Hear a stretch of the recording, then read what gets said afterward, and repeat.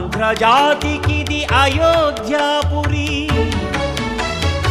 ఏ వాల్మీకి రాయని కథగా సీతారాములు తనపై ఒదగ.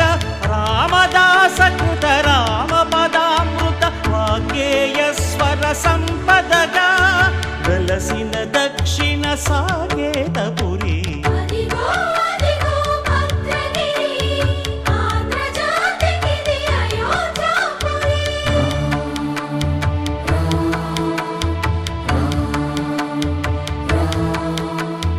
రామనామ జీవన నిర్నిద్రుడు పునర్దర్శనము కోరిన భద్రుడు.